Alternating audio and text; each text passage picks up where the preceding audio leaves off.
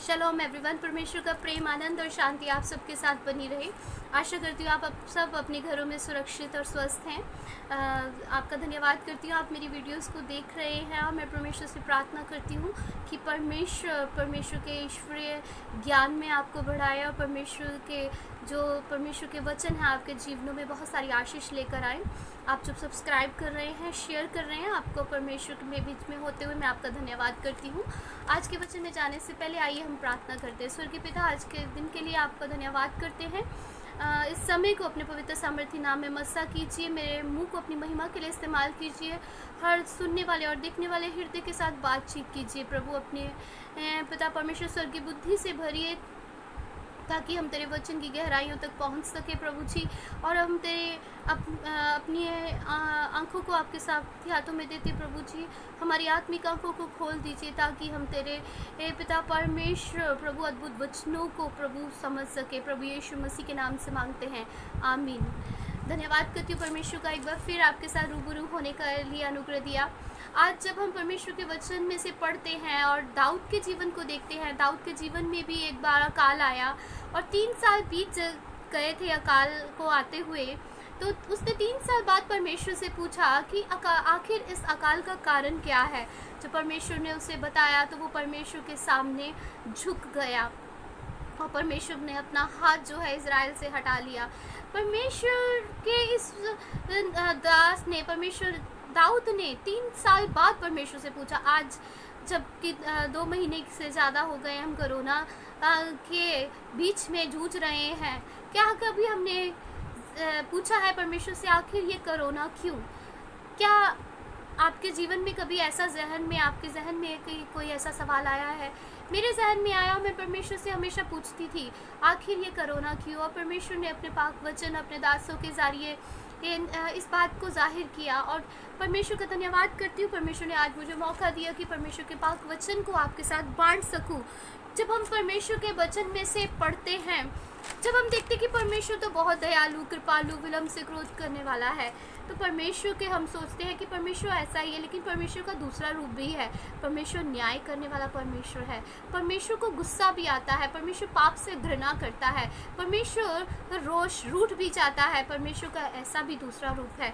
जब हम परमेश्वर के पाक वचन को पढ़ते हैं और इन बातों को समझने के लिए परमेश्वर के आत्मिक ज्ञान और स्वर्गीय ज्ञान का होना ज़रूरी है। परमेश्वर की हमारी आत्मिक आंखों का खुले होना ज़रूरी है। जब हम नहूम की पुस्तक उसका 1 अध्याय उसकी 3रे आयत में पढ़ते हैं, यहोवा विलम्ब से क्रोध करने वाला और बड़ा शक्तिमान है, वह दोषी को किसी प्रकार से निर्दोष ना ठहराएगा। यहोवा बवंडर और आंधी में होकर चलता है और बादल उसके पाँवों की धूली हैं। उसके क्रोध का सामना कौन कर सकता है? 6 आयत में लिखा है।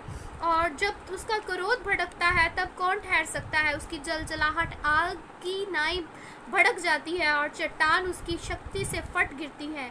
7 में लिखा है, यहोवा भला है, संकट के दिन में वह दृढ़ गढ़ ठहरता है और अपने शरणागतों की सुधि रखता है। परमेश्वर क्या है? जलजलाहट भरी हुई आग है। और 3 आयत में लिखा है कि परमेश्वर विलम्ब से क्रोध करने वाला परमेश्वर। कभी परमेश्वर दोषी को निर्दोष नहीं ठहराता। चाहे हम पुराने नियम को देख लें, चाहे हम नए नियम को देख लें, परमेश्वर कभी भी पाप को ग्रहण नहीं करता है। वो परमेश्वर जब देखता है आदम और हवा को परमेश्वर अपनी समानता और स्वरूपता में बनाया, तो परमेश्वर ने जब देखा कि वो उसने पाप किया है, परमेश्वर के प्रति अनाज्ञाकारी किया, परमेश्वर ने उसे अदन की वाटिका में से निकाल दिया। मूसा को देखिए, मूसा के समय में परमेश्वर ने मूसा को कनान में शामिल नहीं होने दिया। नूह के समय में देखिए, परमेश्वर ने जल प्रलय से सारी दुनिया को नाश कर दिया और नूह के परिवार और नूह के द्वारा जीव जंतुओं को बचा लिया। परमेश्वर करुणामय परमेश्वर है, लेकिन परमेश्वर रोष करने वाला परमेश्वर भी है। परमेश्वर को गुस्सा भी आता है। परमेश्वर रोष करने वाला क्या है? परमेश्वर, जब हम परमेश्वर के पाक वचन को पढ़ते हैं कि जो उसके शरण में आता है, परमेश्वर उसकी क्या करते हैं? सुधि लेते हैं। परमेश्वर के विचार और परमेश्वर की गति, यशायाह 55 उसकी 8 और 9 में लिखा है, परमेश्वर के विचार और परमेश्वर की गति हमारे विचार और हमारी गति से बहुत तेज है। और जब हम परमेश्वर के वचन को पढ़ते हैं, पहला कुरिन्थियों 2:10-11-12 हमें ये बताती है कि परमेश्वर की इन बातों को हम सिर्फ आत्मिक आंखों से समझ सकते हैं। और परमेश्वर क्या है, और परमेश्वर कभी भी कोई ऐसा काम नहीं करता कि बिना बताए ऐसा कोई काम नहीं करता। परमेश्वर पहले अपने दासों को, अपने भविष्यवक्ताओं को इसके बारे में बताता है, और इसके बारे में, इस परिस्थितियों के बारे में परमेश्वर ने यशाया के द्वारा, यिर्मयाह के द्वारा, बहुत सारे परमेश्वर के दासों के द्वारा इस परिस्थितियों के बारे में लिखा है। आमोस लिखता है 3:7 में, इसी प्रकार प्रभु यहोवा अपने दासों भविष्यवक्ताओं पर अपना मर्म बिना प्रकट किए कुछ भी नहीं करेगा। परमेश्वर कुछ भी करता है तो उसकी योजनाएं, उसके बारे में वो अपने भविष्यवक्ताओं को ज़रूर बताता है। यशाया उसकी 24 उसकी यशाया की पुस्तक में जब हम पढ़ते हैं, पहले हम 13 अध्याय से पढ़ेंगे 9 में, देखो यहोवा का वह दिन रोष और क्रोध और निर्दयता के साथ आता है कि वह पृथ्वी को उजाड़ डाले और पापियों को उसमें से नाश करे, क्योंकि आकाश के तारागण और बड़े बड़े नक्षत्र अपना प्रकाश ना देंगे, और सूर्य उदय होते होते अंधेरा हो जाएगा और चंद्रमा अपना प्रकाश ना देगा। मैं जगत के लोगों को उनकी बुराई के कारण और दुष्टों को उनके अधर्म के कारण छोड़ दूंगा। मैं अभिमानियों को अभिमान को नाश करूंगा और उपद्रव करने वालों के घमंड को तोड़ डालूंगा। मैं मनुष्य को कुंदन से और आदमी को ओपीर के सोने से भी अधिक महंगा कर दूंगा। क्या ऐसा नहीं हो रहा है कि हमारे अस्पतालों में डॉक्टर्स और जो है कर्मचारियों की कितनी कमी हो गई है, लोग कितने महंगे हो गए हैं।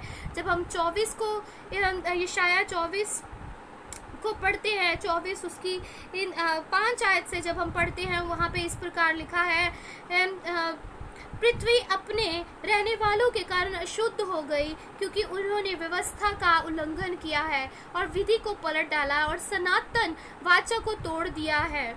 इस कारण पृथ्वी को श्राप ग्रसेगा और उसमें रहने वाले दोषी ठहरेंगे, और इसी कारण पृथ्वी के निवासी भस्म होंगे और थोड़े ही मनुष्य रह जाएंगे। नया नाक मधु जाता रहेगा, दाखलता मुरझा जाएगी, और जितने मन में आनंद करते सब लंबी लंबी सांस लेंगे। डफ का सुखदाई शब्द बंद हो जाएगा, प्रसन्न होने वालों का कोलाहल जाता रहेगा। वीणा का सुखदाई शब्द शांत हो जाएगा, वे गा कर फिर दाख मधु ना पिएंगे। पीने वालों को मदिरा कड़वी लगेगी। गड़बड़ी मचाने वाली नगरी नाश होगी, उसका हर एक घर ऐसा बंद किया जाएगा कोई बैठ ना सकेगा। सड़कों में लोग दाख मधु के लिए चिल्लाएंगे, आनंद मिट जाएगा, देश का सारा हर्ष जाता रहेगा। नगर उजाड़ ही उजाड़ रहेगा और उसके फाटक तोड़कर नाश किए जाएंगे, क्योंकि पृथ्वी पर देश देश के लोगों में ऐसा होगा जैसा कि जलपाई के झाड़ने के समय व दाख तोड़ने के बाद कोई फल रहता है। वे लोग गला खोल कर जय जयकार करेंगे और यहोवा के महात्म्य को देखकर समुंदर ललकारेंगे। इस कारण पूर्व में यहोवा की महिमा करो और समुद्र के द्वीपों में इज़राइल के परमेश्वर के नाम का गुणवाद करो। क्या ऐसी परिस्थितियां आज नहीं है? आज सब जो है हमारा आनंद खत्म हो चुका है, हमारे घर के दरवाजे बंद हो चुके हैं और जो सड़कें हैं सुनसान पड़ी हैं। और इसी के बारे में परमेश्वर ने कितने साल पहले अपने भविष्यवक्ताओं को क्या है इसके बारे में लिख के छोड़ दिया है। परमेश्वर कहता है कि कोई भी ऐसी बात नहीं होती जो परमेश्वर अपने भविष्यवक्ताओं से क्या है नहीं बताता। परमेश्वर अपने भविष्यवक्ताओं को, अपने दासों को ये बयान करता है। और पॉल दीनाकरण ने भी बहुत पहले इसके बारे में क्या है भविष्यवाणी कर दी थी। यिर्मयाह 16:4, यिर्मयाह 25:32 और यहेजकेल 33:12। हाँ, इसको पढ़े तो हम परमेश्वर की इन बातों जो आज हमारे बीच में हो रही है इसके बारे में हम जिक्र को पढ़ेंगे, क्योंकि परमेश्वर का वचन हमें सिखाता है परमेश्वर कल, आज और युगानुयुग एक सा परमेश्वर है, वो कभी नहीं बदलता। और परमेश्वर क्या है अपने योजनाओं को अपने लोगों के ऊपर क्या करता है व्यक्त करता है। परमेश्वर का वचन कहता है मलाकी 3:6 में, क्योंकि मैं यहोवा बदलता नहीं, इस कारण हे याकूब की संतान तुम नाश नहीं हुए। परमेश्वर क्या है? परमेश्वर बदलने वाला परमेश्वर नहीं है। परमेश्वर आज भी अपनी संतानों को नाश होने से बचाता है। परमेश्वर का वाक वचन इब्रानियों 12:25 में लिखा है, सावधान रहो और उस कहने वाले से मुंह ना फेरो, क्योंकि वे लोग जब पृथ्वी पर के चेतावनी देने वाले से मुंह मोड़कर ना बच सके, तो वह स्वर्ग पर से चेतावनी करने वाले से मुंह मोड़कर क्या वह बच सकेंगे। आज परमेश्वर के पाक वचन को जो नहीं ग्रहण करता है, तो वो स्वर्ग के परमेश्वर की इन परिस्थितियों को भी ग्रहण नहीं करेगा और ये ऐसी परिस्थितियों से बच नहीं पाएंगे। लेकिन परमेश्वर के लोग, परमेश्वर की कलीसिया यदि परमेश्वर के सम्मुख आएगी तो परमेश्वर अपने लोगों को बचाएगा। जब हम देखते हैं किन कारणों के कारण जो है ये पाप मेरे और आपके पाप के कारण ये परिस्थितियां आई हैं, इस संसार के कारण ये परिस्थितियां आई हैं। जब परमेश्वर के पाक वचन को पढ़ते हैं, रोमियो की पत्री 1:18 से 32, एक लंबा वचन है, आप अपनी बाइबल में पढ़िए और वहाँ पे 4 कारण है कि ये परमेश्वर का क्रोध अपने लोगों पर क्या है भड़का है, संसार पे भड़का है। क्योंकि लोग क्या है, जब हम 23 से 25 में आयत में देखते हैं, परमेश्वर मूर्ति पूजा से बहुत घृणा करता है। वो कल भी घृणा करता था, वो आज भी घृणा करता है और वो हमेशा घृणा करता रहेगा। जब परमेश्वर के जगह हम किसी और को स्थान देते हैं तो परमेश्वर इस बात से घृणा करता है। यहाँ पे 23 से 25 में लिखा है कि परमेश्वर उन लोगों को घृणा करता है जब वो उनको मूर्ति पूजा करते हुए दिखता है। 26 से 28 में लिखा है, संसार में व्यभिचार जो है बहुत फैल गया है, जिस कारण आज हम इन परिस्थितियों में हैं। अशुद्धता इतनी फैल गई, इतना आतंकवाद, इतना जो करप्शन जो है फैल गया है, इतनी नक्सलवादी और चीज़ें, इतना घात करना, इतना धोखाधड़ी जो है संसार में फैल गई है, जिस कारण आज हम ऐसी परिस्थिति में हैं। यदि हम आत्मिक व्यवहार को देखें, हमारी कलीसियाओं में भी बहुत गिरावट आ गई है। हमारी कलीसियाएं लालच के कारण, हमारी कलीसियाएं व्यभिचार के कारण, हमारी कलीसियाओं में मेल मिलाप खत्म हो गया है।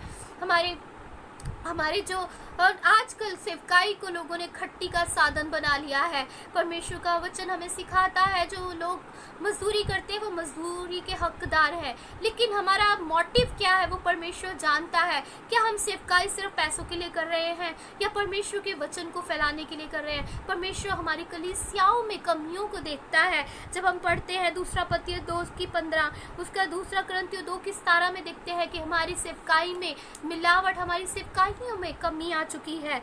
1 कुरिन्थियों 5:1 में लिखा है कि हमारी कलीसियाओं में कई प्रकार के व्यभिचार शुरू हो गए हैं। 1 थिस्सलुनीके 12:14 में लिखा है, उसके 1 थिस्सलुनीके 2:14 में इस प्रकार लिखा है, इसलिए कि तुम है भाइयों परमेश्वर की कलीसिया की सी चाल चलने लगे हो, क्योंकि तुमने भी अपने लोगों से वैसा ही दुख पाया जैसे उन्होंने यहूदियों से पाया, जिन्होंने प्रभु यीशु को और भविष्यवक्ताओं को भी मार डाला और हमको सताया, और परमेश्वर उनसे प्रसन्न नहीं और वे सब मनुष्य का विरोध करते हैं। परमेश्वर ने अपने लोगों ने उनका विरोध किया। आज कलीसिया में भी हम अपने ही लोगों का विरोध कर रहे हैं।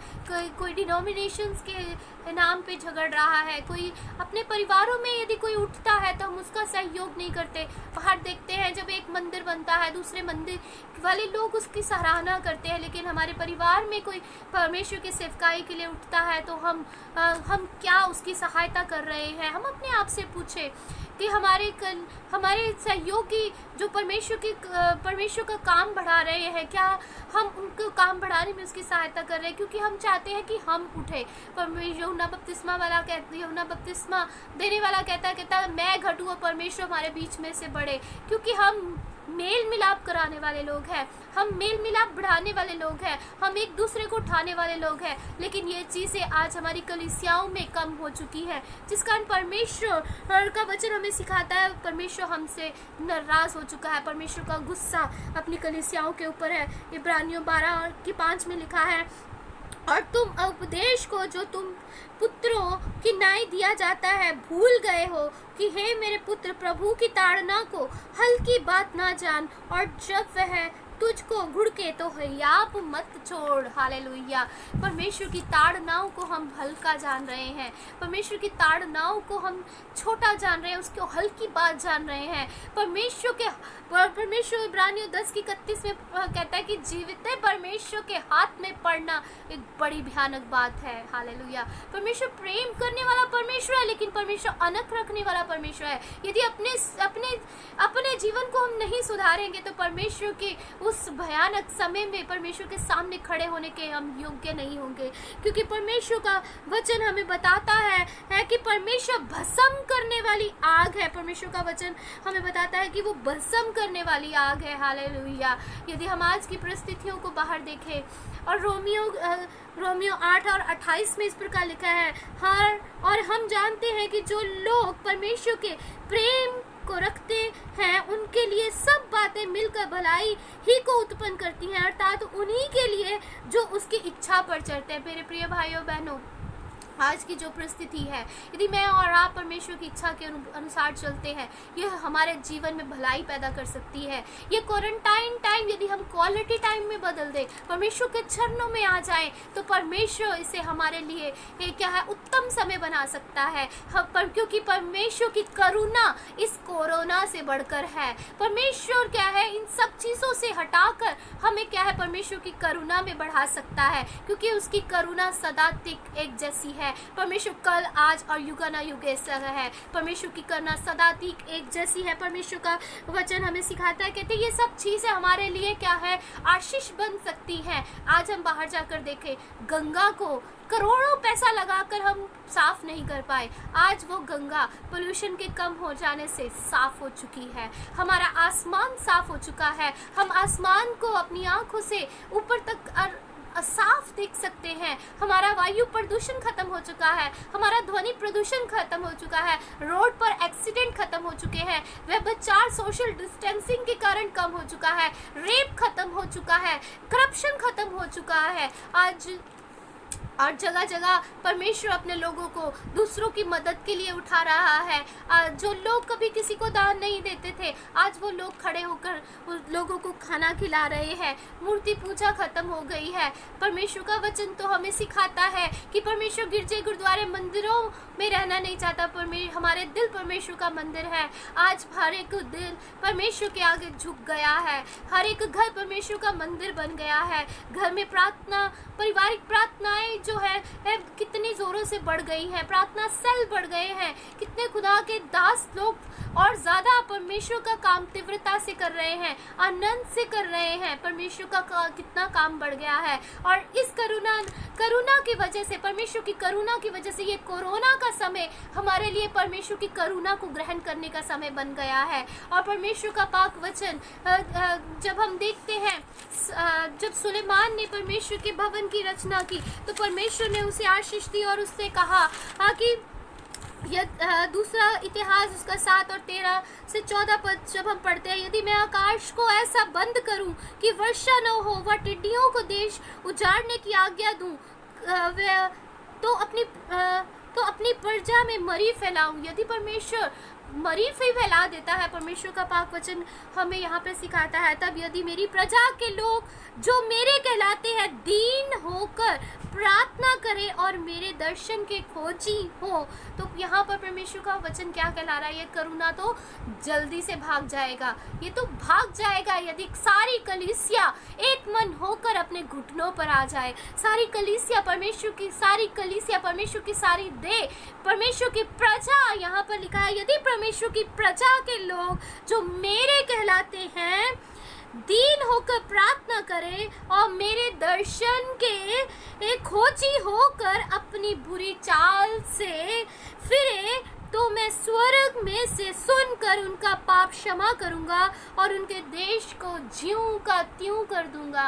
मेरे प्रिय भाइयों और बहनों, आप अपने देश के लिए आशीष का कारण बन सकते हैं, आप अपने लोगों के लिए आशीष का कारण बन सकते हैं, बशर्त है कि आपको परमेश्वर के सामने घुटनों पर आने की जरूरत है, परमेश्वर को के आगे दीन होने की जरूरत है, परमेश्वर के दर्शन के खोजी होने की जरूरत है, अपने बुरी चाल से फिरने की जरूरत है, परमेश्वर से अपने जाने अनजाने में किए हुए पापों से क्षमा मांगने की जरूरत है। हमें पता नहीं चलता कि हम जाने अनजाने में कोई पाप कर बैठते हैं। यदि आप मेरे इस वचन के द्वारा परमेश्वर आपसे बातचीत कर रहा है, यदि ऐसी कोई बात मेरे और आपके जीवन में है, यदि ऐसी कोई बात मेरी और आपकी कलीसिया में है, हम सब में है, तो हम परमेश्वर के सामने घुटनों के बल आ जाएं। परमेश्वर का वचन कहता है यदि हम घुटनों के बल आ जाएंगे तो परमेश्वर हमारे देश को ज्यों का त्यों कर देगा। हालेलुया। आइए हम अपने घुटनों को परमेश्वर की ओर झुकाएं और उससे कहें, पिता हमारे देश को ज्यों का त्यों कर दो प्रभु जी। यदि हमारे जीवन में ऐसी कोई बात है जो तुझे पसंद नहीं है प्रभु जी, मैं अपने जीवन को तेरे आगे समर्पित करती हूँ पिता परमेश्वर। मैं अपने पूरे देश के लिए प्रार्थना करती हूँ प्रभु जी, मेरे देश को ज्यों का त्यों कर दीजिए। हालेलुया। इस महामारी से हमेशा हमेशा के लिए इस महामारी का अंत कर दीजिए और पिता परमेश्वर हमें आपके आगमन के लिए तैयार कीजिए। पिता परमेश्वर होने दे प्रभु जी। पिता परमेश्वर प्रभु जी, अपने देश से इस महामारी को हटाने के लिए हम अपने जीवनों को तेरे आगे झुकाते हैं और तेरे नाम को ऊंचा करते प्रभु यीशु मसीह के नाम से मांगते हैं, आमीन। परमेश्वर से प्रार्थना करती हूँ परमेश्वर का ये पाक वचन मेरे और आपके जीवन में बहुत सा फल लाए। धन्यवाद।